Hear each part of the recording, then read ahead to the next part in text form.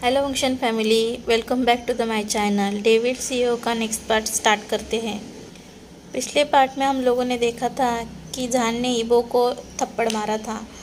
अब आगे वांग हवेली देश के उत्तरी ओर 2000 फीट के ऊपर पहाड़ी के ऊपर स्थित है। ईबो इमारत के चारों ओर उच्च मानसिक दीवार पर स्थापित बड़े पैमाने गढ़ा हुए लोहे फाटक के ऊपर सामने खड़ा हुआ था। कुछ मिनटों के लिए वो सीधे नहीं सोच पा रहा था। वो था सिर्फ थप्पड़। आसानी से उस थप्पड़ का वो जवाब दे सकता था, लेकिन किस झिझक की वजह से वो उन थप्पड़ का जवाब नहीं दे पाया। उसने ड्राइवर के शीशे से नज़र डाली। उसकी भौहें टेढ़ी हो गई क्योंकि लाल उंगलियों के निशान उसके चेहरे पर गदा हुए थे। उसने किसी तरह का कोड अपने हॉर्न बजाया और गेट अपने आप खुल गया। इमारत के विशाल धनुषाकार विशाल दरवाजे में प्रवेश द्वार की ओर जाने से पहले वो मोटे तौर पर गैरेज में चला गया, जहां सफ़ेद जैकेट को पहने हुए नौकर दीवार के पास चारों ओर तरफ से झुककर खड़े हुए थे। हमेशा की तरह ईवो ने उन्हें नज़रअंदाज कर दिया और उस बड़े से हॉल में चले गए जो लिविंग रूम की ओर जाता है। वहाँ के परिवार का विशाल चित्र दीवार पर लटका हुआ था। पिता एक तरफ, माँ उनके साथ और 3 बच्चे ईबो को छोड़कर। इससे पहले कि वो लिविंग रूम में जाने में सक्षम हो पाता, उसके पास आने वाला एक 20 साल का युवा लड़का था। बालों के रंग और ऊंचाई के अंतर के कारण उसके आउटफिट के कारण उन्हें जुड़वा रूप में गलत समझा जा सकता था। वह काफ़ी युवा, लंबा, लेकिन ईबो से 2 फीट छोटा, चौड़े कंधे वाला और बेहद ही खूबसूरत मुस्कान के साथ एक भेड़िए के रूप में, जिसे कई महिलाओं को अपने पैरों के नीचे कुचला था। अरे, तुम गड़बड़ लग रहे हो भाई। मुझे मत बताओ कि कंपनी का सौदा रद्द कर दिया गया है।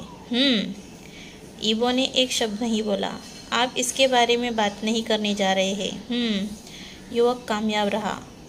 ईबो उस गलियारों की ओर चला जो बड़े बैठक कक्ष की ओर जाता है। जब हाइकॉन, उसका सौतेला भाई, चुपचाप उसके पीछे पीछे चला। ओह, तुम ईबो हो। तुम्हारे पिता तुम्हारे बारे में ही बात कर रहे थे। मेरी जानेमन, हाइकॉन कहाँ है? श्रीमती वांग ने श्री वांग की दूसरी पत्नी है, ईबो की सौतेली माँ। वो ज़्यादातर गोरे लोगों की तरह अपनी उम्र के लिए को बढ़ावा देती है और वास्तव में छोटी दिखती है। कुछ भी नहीं वो कर सकती। वो हमेशा अपनी खूबसूरती, कामुकता को जीवित बनाने में कोशिश करती है और हर इंसान का ध्यान आकर्षक चाहती है। मैं यहाँ हूँ माँ। आइकॉन ने भोजन करने के लिए अपना हाथ हिलाया। उसकी सबसे छोटी जुड़वा बहनों, जो मेज के अंतिम छोर पर बैठी थी, उसका हाथ हिलाया। वे वस्तुतः एक जैसे ही जुड़वा बच्चे की परिभाषा है। कभी कभी उनकी माँ भी उन्हें अलग नहीं बता पाती। उनकी लंबे बालों की और पीली त्वचा उन्हें सूट करती है। मुझे आशा है कि आपने उसे परेशान नहीं किया। ऐसा लगता है कि उसका दिन थोड़ा ख़राब है। आइकॉन ने अपनी माँ को ईबो के बारे में बताते हुए हंसते हुए कहा। बिल्कुल नहीं, श्रीमती वांग ने उत्तर दिया। फिर वो ईबो की ओर मुड़ी जो अपने कमरे में जाने वाला था। आप हमसे क्यों नहीं जुड़ते ईबो? ईबो ने उसे नज़रअंदाज कर दिया। इससे मिस्टर वांग नाराज़ हो गए। क्या आप अपनी सौतेली माँ को टालना चाहते हैं? उसके पिता की आवाज़ भड़क उठी। ईबो बिना किसी हड़बड़ी के रुक गया। अब मेरी अपनी कंपनी है। मुझे अब आपके नियमों का पालन करने या आपकी पत्नी की पूजा करने की आवश्यकता नहीं है, ईबो ने अपने मन में कहा, लेकिन चुप रहा। ठीक है, वह निश्चित रूप से बड़ा हो गया है, श्रीमती वांग ने कहा। मुझे उसकी माँ के लिए उस बदसूरत औरत की याद दिलाता है। मुझे उसे कभी नहीं लेना चाहिए था। श्रीमती वांग ने अपनी थाली से कट लेते हुए गुर्राया।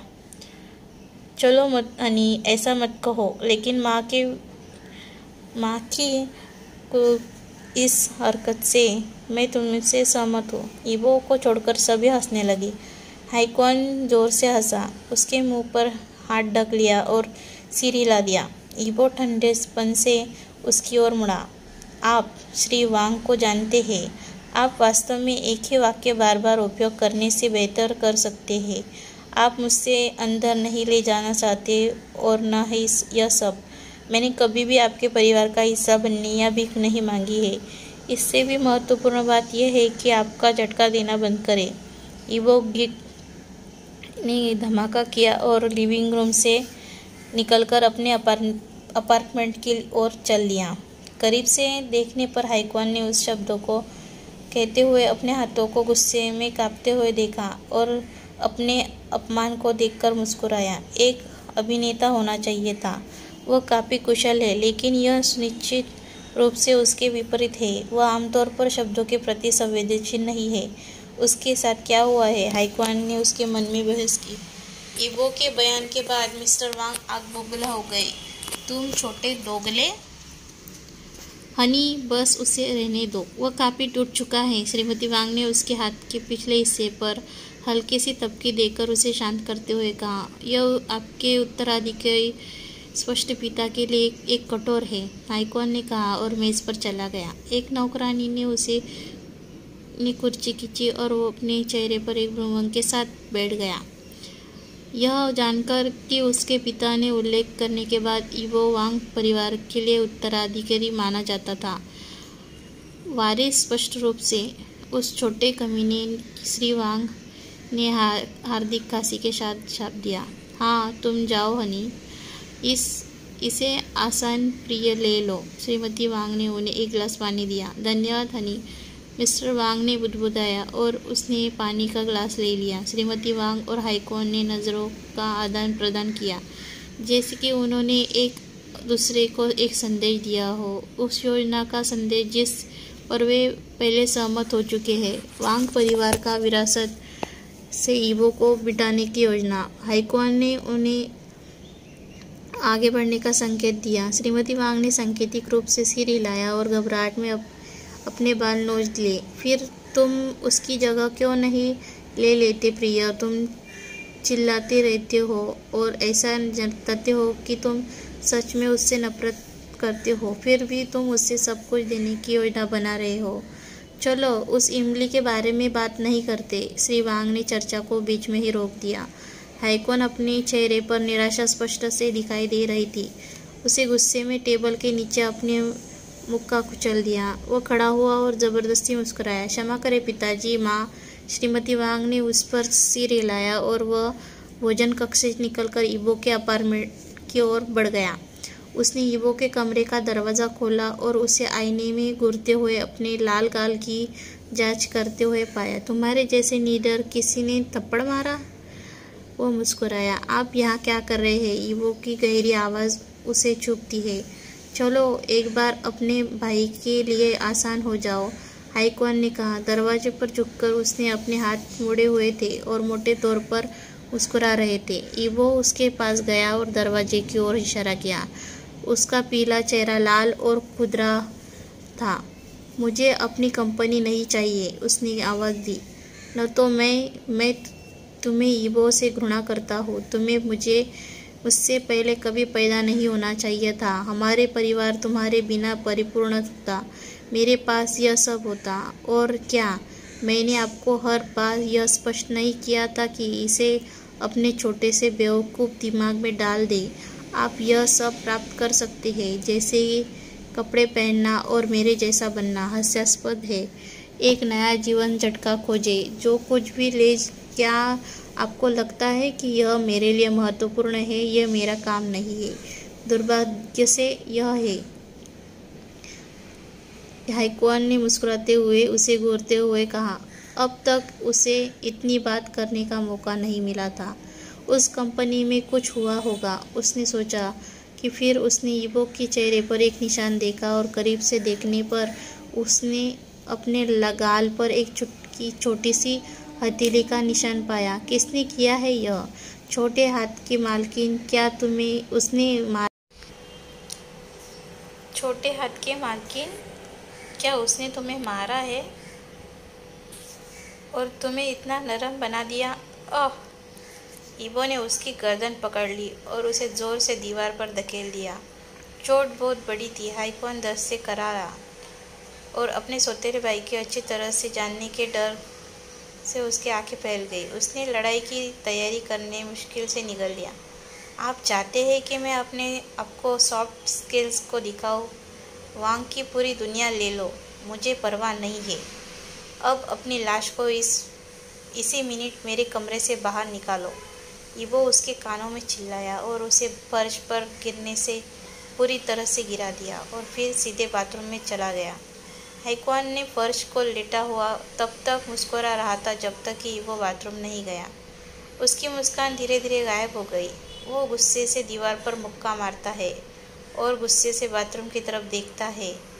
हैक्वान के जाने के बाद जैसे ही उसके कमरे की आवाज़ दरवाज़ा बंद हुआ, ईबो ने गहरी आ भरी। उसकी आंखें शावर के क्यूबल में बंद हो गई, जबकि वह बहते पानी की एक धारा उसके नंगे शरीर पर वार किया।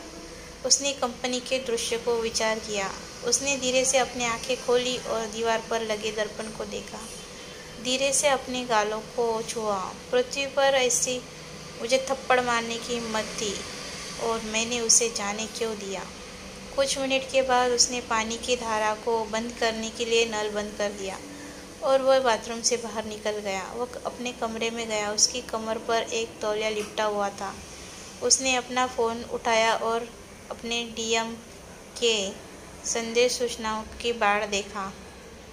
हेलो बो, मेरे जीवन का सबसे भयानक दिन था। दुखद इमोजी, सैड इमोजी देखते हुए। अच्छा, मुझे इसके बारे में बताओ, ईबो ने अपने मन में कहा और संदेशों को स्क्रॉल करने शुरू कर दिया। ईबो ने सोचा, अच्छी राहत है कि वह ऑनलाइन था। क्या हुआ? क्या तुम ठीक हो? उसने अपना संदेश भेजा और उसे उत्तर का बेसब्री से इंतज़ार करने लगा। मैंने अपने नए सीईओ को थप्पड़ मारा। और नहीं, मैं ठीक नहीं हूँ। मुझे अपनी नौकरी खोने का खतरा है। ईबो ने इस सहयोग की संभावना को आश्चर्य जताया। ऐसा कैसे हो सकता है? ईबो अपने मन में सोचता है। लेकिन तुमने ऐसा क्यों किया? ईबो ने उत्तर दिया। उसने यह कहने के बाद अपने हृदय गति में बदलाव देखा। ऐसा कोई तरीका नहीं है कि यह वो हो सकता है, उसने सोचा। फिर उसका फ़ोन बीप हुआ। जान का संदेश आया। उसने मेरी माँ का अपमान किया। मैं इसमें मदद नहीं कर सकता। यह आसान नहीं था। मैं पुरुषों का अनादर नहीं करता वो। उसने मुझे दीवार पर धकेल दिया। इसके लायक है वो, उसने संदेश भेजा। फिर आत्म जागरूकता की शुरुआत के साथ अचानक जम गया। सही, वह अब तक का सबसे दुष्ट इंसान है। बहुत असभ्य और खुद से इतना भरा हुआ। मुझे उससे नफरत है। वह मेरी सूची में सबसे ज़्यादा नफरत करता है। क्रोधित इमोजी के साथ। ईमो सोच में पड़ गया। उसने सोचा कि बनी ने काम पर अपने पहले दिन से संबंधित सब कुछ कैसे समझाया।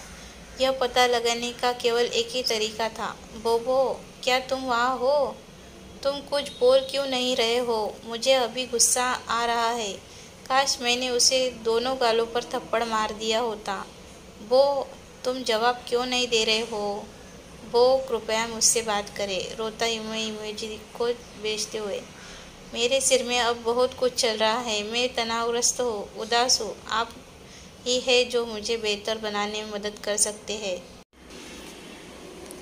ईबो ने कसकर अपनी आंखें बंद कर ली और बिस्तर पर गिर पड़ा। टाइम स्किप होता है। जैसे ही जियांग कमरे में लौटा, जान ने अपना गीला हुआ चेहरा छिपा लिया और जल्दी से टिश्यू लेकर उसे सुखा लिया। जियांग ने उसे देख लिया। उसने अपने हाथ में फलों की ट्रे को बीच में ही मेज़ पर रख दिया और जान के पास बैठ गया। डाइनिंग और की देखते हुए खाना जो ठंडा हो चुका था। उसने देखा कि जान ने उसे हाथ तक नहीं लगाया है। उसने गहरी सांस ली और धीरे से जान के कंधे पर हाथ फेरा। आपने अब तक भोजन नहीं छुआ है। आपको जान अपने आप को शांत करने की आवश्यकता है हनी। आपको सीईओ के उस मूर्ख पर रोना नहीं चाहिए। आप बेवकूफ़ हो। थप्पड़ मारकर सही काम किया है। अगर आप रोते रहे तो आपकी बहादुरी व्यर्थ हो जाएगी। मैंने तुमसे कहा था जियांग, मुझे भूख नहीं है। मैं उसकी वजह से नहीं रो रहा हूँ। मैं अपनी नौकरी को खोने की वजह से रो रहा हूँ। जियांग, मैंने अपने सब कुछ लगा दिया है। मैंने इतनी मेहनत की है। ऐसे समय में मैं वो व्यक्ति की जिसकी हर कोई गवाही दे सकता है कि मुझे किसी प्रतिस्थापक की आवश्यकता नहीं है। मुझे पता है कि मैं पहले ही नौकरी पाना कितना कठिन था। इतने सारे मानक और अब मेरे पास अब कुछ नहीं बचा है। मेरी माँ के स्वास्थ्य की देखभाल और उनकी महंगी दवाइयों का खर्चा कैसे चलेगा? जियांग ने उसे अपने कंधे से पर सिर रख के लिए धीरे से खींचा। हनी, तुम हो यह अकेले नहीं कर रहे हो, मैं तुम्हारे साथ हूँ। अपने छोटे से तरीके से तुम्हारा समर्थन करूँगा। इसके अलावा मैं तुम्हें उस नौकरी को वापस जाने के लिए सलाह नहीं दूंगा। भले ही कोई मौका हो, मैं तुम्हें वापस नहीं जाने दूंगा। जियांग ने इशारा किया। एक मौका? मुझे नहीं लगता कि वो मुझे वापस बुलाएगा का कोई तरीका है। वो मुझसे उतनी ही नफरत करता है जितना मैं उससे नफरत करता हूँ। निश्चित रूप से, लेकिन बहुत देर हो चुकी हैगी, क्योंकि तब वो आपको कंपनी में वापस लाने में सक्षम नहीं होगा। जब तक प्रतीक्षा करे तब तक कि उसे पता न चले कि उसे कंपनी में कितनी महत्वपूर्ण है। जियांग ने धीरे से जवाब दिया और उसके बालों को सहलाया। आप जियांग मदद नहीं कर सकते। और बो का जवाब देने में इतना समय क्यों लग रहा है? मैं कितना भ्रमित हूँ। मुझे नहीं पता कि क्या करना है, जहान ने विलाप कर रहा था। जियांग ने आंखें मूंद ली। मुझे लगता है कि ये अच्छा समय है। आप भावनात्मक समर्थन के लिए अपने ऑनलाइन बॉयफ्रेंड पर निर्भर रहना बंद कर दें। आप उससे बहुत सारी अपेक्षा करते हैं। आपके मानसिक स्वास्थ्य के लिए ये अच्छा नहीं है। जान ने उसकी ओर देखा। जियांग, आप क्या कह रहे हैं? इसलिए मैं यहाँ नहीं आया हूँ। मैं चाहता था कि मुझे दिलासा दे, मेरे घावों को अधिक ना खोले और उस पर नमक न छिड़के। वो और रोया। जियांग उस पर मुस्कुराया। मुझे पता है कि आप कैसा महसूस कर रहे हैं। जान अपने सहयोगी और उन सभी को दिखाना चाहते थे जिन्होंने आपको कोई सफल रिश्ता नहीं होने के लिए मजाक उड़ाया था। आप इसे कर सकते हैं, लेकिन एक फेसलेस ऑनलाइन प्रेमी होना सिर्फ दयनीय है। जान ने दूर देखा और अपना गीला चेहरा सुखाते हुए बोए चढ़ा ली। मैं किसी के अनुरूप नहीं कर रहा हूँ। मैं बस वो से प्यार करता हूँ और वो भी मुझसे प्यार करता है। उसने कहा है कि मैं केवल एक ही हूँ जो उसे समझ सकता है। आप हमारी कहानी नहीं जानते। ठीक है, मुझे लगता है कि मैं करता हूँ। आपने मुझे अपनी कहानी 1000 बार बताई है। आपकी आखिरी तारीख से दिल टूटने के बाद, जिसके आपको छोड़ दिया क्योंकि आपने उसे धोखा देते हुए पकड़ा और उसका सामना किया। आपने इस टेडी वेबसाइट को आजमाने का फैसला किया जिसे आपने ऑनलाइन देखा, गुमनाम रूप से सोलमेट। इसलिए जब आपसे देखा तो आपने उसे स्क्रॉल कर रहे थे, आपको जैसे नौसिखिया की पोस्ट सूचना भी। मुझे कोई बात करने के लिए चाहिए। आपने जवाब देना चाहते थे तो उसने पोस्ट करने के लिए 1 मिनट ही पोस्ट की डिलीट कर दिया।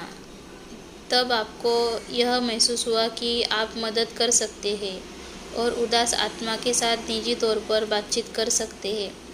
और वहाँ से आपने उसे अपने क्रोध के मुद्दों पर ब्ला ब्ला ब्ला के बारे में करने के पहले दिनों के तक छेड़ा।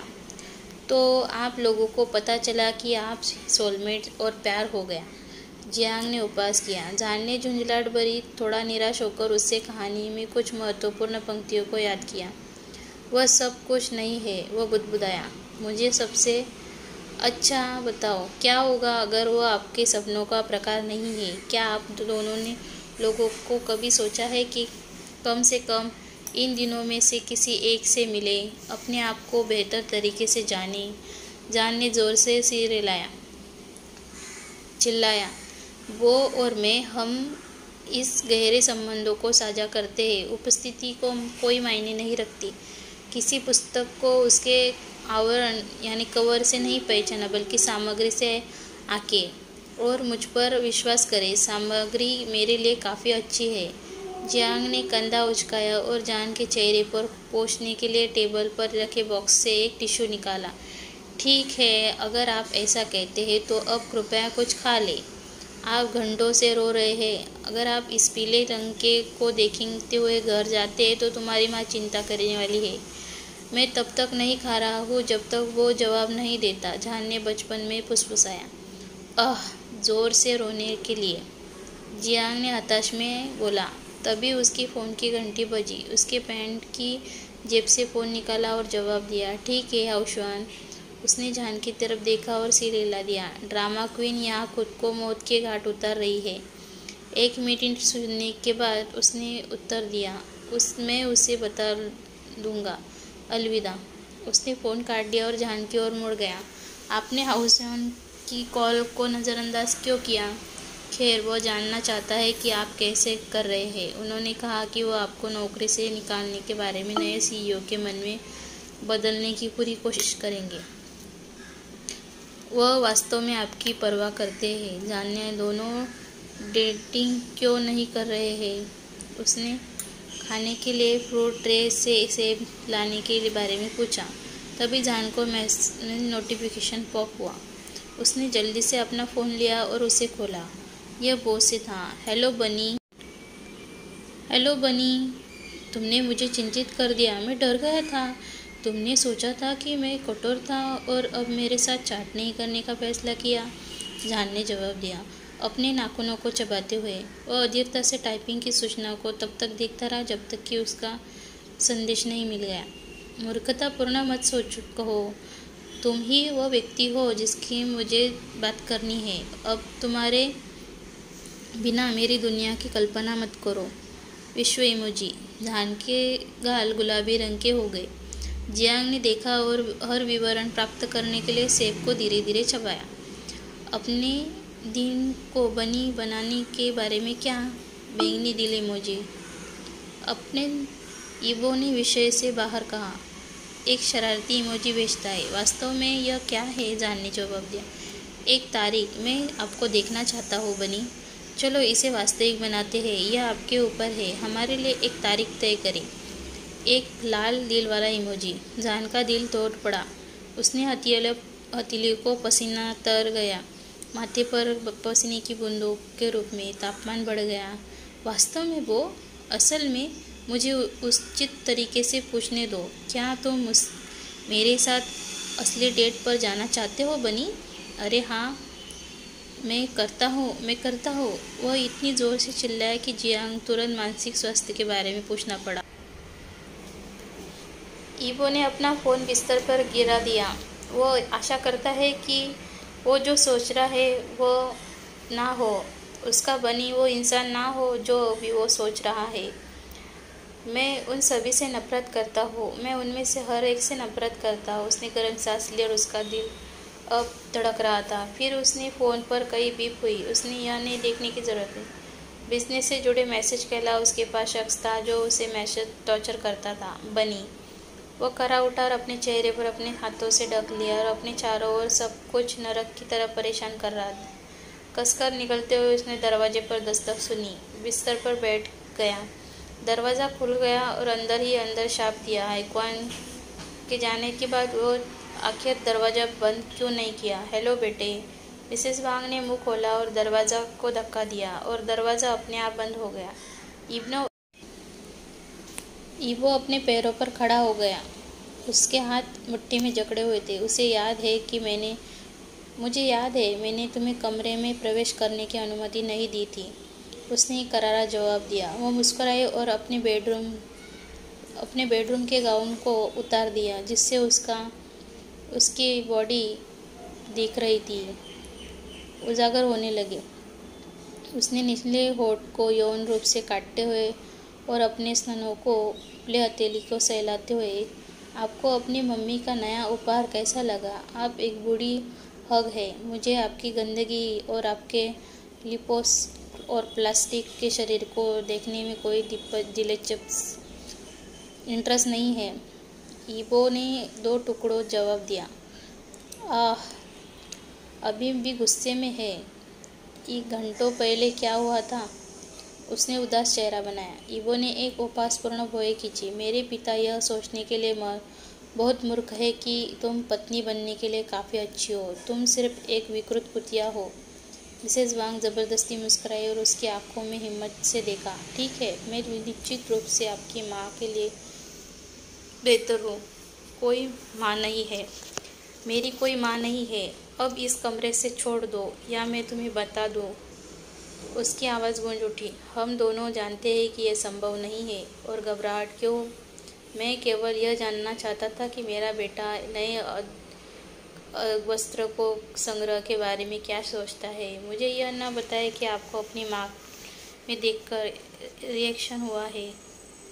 मैं तुम्हारा बेटा नहीं हूँ। तुमने कहीं बुढ़िया का सिर फोड़ दिया होगा। अब मेरे पास एक चेतावनी है। मैं बहुत अच्छे मूड में नहीं हूँ और मैं इस बात पर विश्वास नहीं करता कि कोई पुरुष किसी महिला को नहीं मारता है। आपको यहाँ से चले जाने चाहिए। इस कमरे में कदम रखने के लिए खेद है। दयनीय। जब तक आप वांग में रहते हैं, आप हमेशा मेरे नियंत्रण के अधीन रहेंगे। छोटे, मुझे मारो। आप हिम्मत नहीं करते। ईबो ने बिना किसी हिचकिचाहट के उसे तुरंत अपनी बाह से पकड़ लिया और उसे दरवाजे तक खींच लिया। अपना हाथ मुझसे दूर रखो कमीने। उसने संघर्ष किया और उसका बल उसका आधा भी नहीं था। कोशिश करने के वह गुलाबी हो गई। उसने दरवाज़ा खोला और धक्का देकर बाहर कर दिया। श्रीमती वांग वापस लड़ना चाहती थी, लेकिन दालन में नौकरों के पहले ही अपनी आंखों से गपशप कर रही थी। उसने गुस्से में अपने होठ काटे। मौके पर ही जमकर खड़ी हो गई। फिर येबो ने दरवाज़ा खोला और दरवाजे बंद करने से पहले अपने बेडरूम गाउन उस पर फेंक दिया। बिस्तर पर पीट करके उसने आंखें बंद कर ली और गालियाँ देने लगा। बुदबुदार कुतिया, वो बड़बड़ाया और अपना हाथ उसके चेहरे पर फेंक दिया। उसका दूसरा हाथ कसकर मुट्ठी में जकड़ा हुआ था। उसकी याददाश्त में बहुत कुछ यादें वापस आ रही थी, दर्दनाक और आहत करने वाली यादें। उसने मिटाने की कोशिश की, लेकिन हर बार, हर सेकंड वो उसे परेशान करने के लिए वापस आ जाती है। मम्मी, कृपया, मैं चाहता हूँ कि आप रहे। 8 साल का ईबो अपनी आंखें रो रहा था। तुम क्यों नहीं समझ सकते? अपने पिता की तरह इतने गूंगे मत बनो। मैं यहाँ आया एकमात्र कारण तुम थे ईबो। मेरा पछतावा कभी एक वांग के गर्भवती हो रहा है। 20वीं सदी की एक महिला ने जवाब दिया। उसकी ईबो जैसी चुभने वाली आंखें थी और रंग भी वही था। यहाँ तक कि उसके घने काले बाल भी थे, जो उसे एक श्रेष्ठ रूप से देते थे। निसंदेह वह उसकी ईबो की माँ थी। उसने उसे 6 महीने की उम्र में एक नौकरानी को सौंप दिया और केवल सप्ताह में तक आती है, जब तक वह उसे लेने के लिए अनुरोध करने के लिए पर्याप्त बूढ़ा न हो जाए। मुझे भी यहाँ नहीं रहना है। मुझे नौकर चाकर पसंद नहीं है। वो ईबो को तंग करने के साथ मैं आपको अपने साथ नहीं ले जा सकता, चाहे आपकी मूर्खतापूर्ण इच्छाएं हो। मैं आज ही की तरह सप्ताहांत पर जाना जारी रखूँगा। अब अच्छी तरह से अध्ययन करें, क्योंकि आपको वांग की हवेली के बाहर स्कूल जाने की अनुमति नहीं है। शायद भविष्य में तुम अपने पिता की तरह एक अमीर लड़का बनोगे और फिर तुम्हें मम्मी को रोना नहीं पड़ेगा। मम्मी, मैं जाना चाहता हूँ। मैं कृपया नहीं रहना सकता। मुझे भी बाल कटवाने हैं।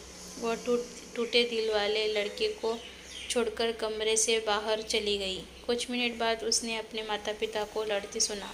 तुम सोना खोदने वाली, तुम वेश्या। मैं नशे में था जब तुम्हारी उस कमीने को तुम्हारी बदबूदार योनि में छोड़ा था।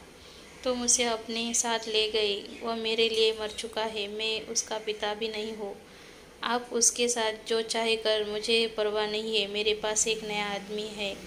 आप मुझे उसे देखभाल करने की मार सकते हैं। वह वैसे भी आपका बेटा है। नन्हा वो उसी स्थान पर पड़ा बेकाबू होकर रो रहा था, क्योंकि उसकी माँ आवाज़ें उसके सिर पर गूंज रही थी। वो केवल एक और आगाज से जगाने के लिए सोया था।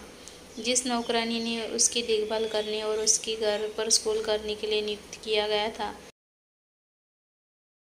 ईबो के लिए जिस नौकरानी उसकी देखभाल करती थी, वो उसे हर रात बिस्तर पर ले जाती थी और उसका यौन शोषण करती थी। आप मिस्टर वांग के सबसे करीब हैं। चिंता ना करें, मैं आपको चोट नहीं पहुंचाऊंगी। वास्तव में आप किसी दिन एक महिला के शरीर से प्यार करेंगे और उसके पीछे भागेंगे। कृपया नहीं, ईबो हमेशा की तरह अपनी हथेली के नीचे बड़बड़ाया। वह कम से कम देख तो सकता था और संघर्ष कर सकता है, लेकिन खुद का बचाव करने के लिए पर्याप्त नहीं था। उसके पास अपना रास्ता था और अपने संतुष्ट तक उस पर कूद पड़ती थी, उसे हर बार कांपते हुए और मम्मी मम्मी रोते हुए छोड़कर। मैंने सुना है कि तुमने अपनी माँ से कहा था कि तुम मुझे पसंद नहीं करते हो। तुम कितने दिनों तक भूखे रहोगे मेरे युवा master? Good night sweet little one. कमरे से बाहर जाने और उसे घर के अंदर बंद करने से पहले उस पर बताया और उसके गाल को चूम लिया। केवल वही एक थी जिस पर उसकी देखभाल करने की जिम्मेदारी थी, इसलिए वह कभी भी उसका दरवाज़ा बंद कर सकती थी। सचमुच शिक्षक, दोस्त, एक टीचर और दोस्त, लेकिन और लड़की और लड़का दोनों, बहन और माँ के रूप में वह कभी भी जानता था। कुत्या ने इस्तीफा दे दिया जब उसने अपनी सामान्य गंदी दिनचर्या के दौरान लगभग एक रात खंजर से उसे लगभग मार डाला। उसके 10 साल के ईबो को पता नहीं था कि उसने अपने बिस्तर के पास एक खंजर छिपा दिया। उसने सहयोग करने का नाटक किया और केवल उसके संघर्ष नहीं किया, उसके गले को काट दिया। वो कमरे से बाहर भागी। उसकी गर्दन से खून बह रहा था। वह चिल्ला रही थी, छोटे मास्टर पर भूत सवार है। उसने सुना कि वह बच गई, लेकिन कभी वांग की हवेली पर पैर नहीं रखा। ईबो के पिता ने उसे कई दिनों तक कैद में रखा, जानवर की तरह भूखा मारा जिसके साथ वह टैग किया गया था, लेकिन संभावना नहीं है कि वह अब और नहीं रोया। उसने याचना नहीं की। इस 10 साल के लड़के के ठंडे चेहरे पर एक भी अभिव्यक्ति नहीं थी। उन्हें अपने बाथरूम से नल के पानी से ही गुजारा करना पड़ा था, क्योंकि दिन के 1 महीने तक बढ़ जाते थे। ईबो ने फ़ोन पर फिर से बीप सुनाई थी, उसे हकीकत से में झटका देते हुए। उन्होंने इसे नज़रअंदाज किया, लेकिन बाद में फ़ोन चेक करने का फैसला किया। हेलो बो, शाम 7:50 भेजा गया था। हेलो बो, क्या तुम वहाँ हो? मैं बस आपको बताना चाहता हूँ कि मैं आपके लिए कितना भाग्यशाली हूँ। आप मेरी दुनिया भी हो बो। 7:55 पर भेजा गया। उफ, आप जवाब नहीं दे रहे हैं। आप मेरे बारे में सपने देख रहे हुए सो रहे हैं। विंकिंग का इमोजी। रात 8 बजे भेजा गया। अपनी नींद में खलल डालने के लिए क्षमा करें, हालांकि आप इसके लिए दोषी हैं। यह भुगतान वापस करने का समय है। हिट में वास्तव में मैं उत्साहित हूँ वो। क्या आप हैं? रात 8:30 बजे भेजा गया। मैं तुमसे प्यार करता हूँ। तुमसे मिलने के लिए इंतज़ार नहीं कर सकता।